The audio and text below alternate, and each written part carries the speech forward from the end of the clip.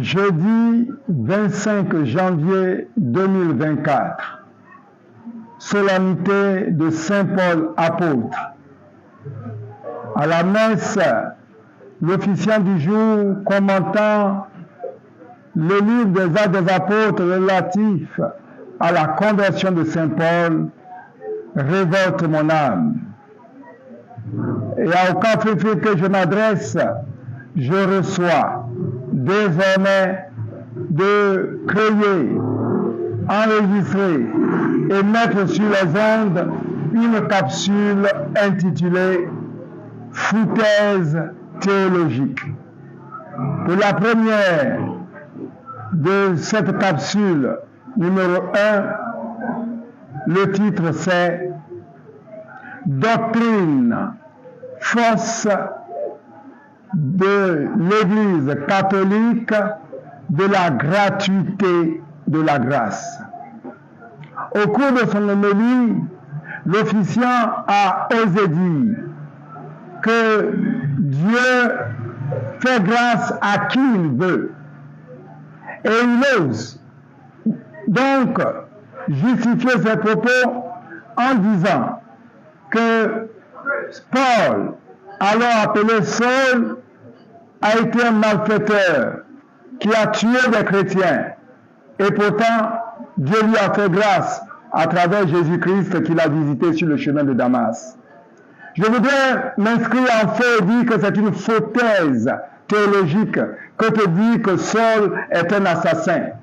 Non, Saul n'est pas un assassin.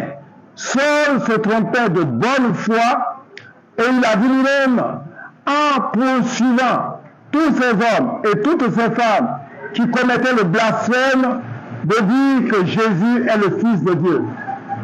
En effet, formé à l'Ancien Testament, donc le terreau du judaïsme, il est évident que Dieu, dans l'Ancien Testament, a dit qu'on ne doit faire aucune représentation de lui. Et donc, qu'un homme vienne et dise qu'il est le Fils de Dieu, nous devons reconnaître que c'était le blasphème des blasphèmes.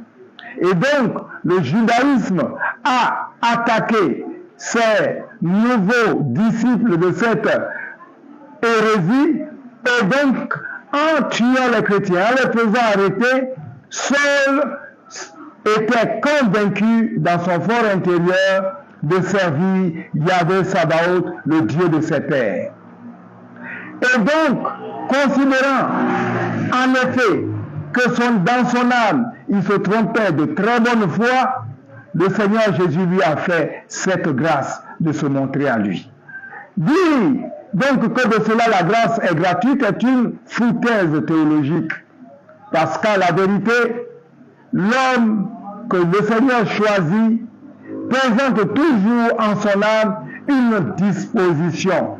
Et pour attester de cela, c'est la parole même de notre Seigneur Jésus-Christ qui confirme et permet d'affirmer que la grâce n'est pas gratuite, mais la grâce a une perspective méritoire, en ce sens que Jésus dit « Je suis à la porte et je frappe. Quiconque m'ouvre, j'entre chez lui et je soupe avec lui. » C'est parce que justement Vatican II n'arrive pas à faire entendre et percevoir aux chrétiens, rendus fidèles moutons, que la maison dont on parle, la maison dont Jésus parle, ce n'est pas la maison de Pierre, mais bien l'âme de l'homme qui seul a la liberté des enfants de Dieu d'ouvrir son âme à Dieu ou de le fermer à la grâce. Nous attendons de cette réaction que des pseudo-théologiens puissent apporter la contradiction. Que Dieu vous bénisse.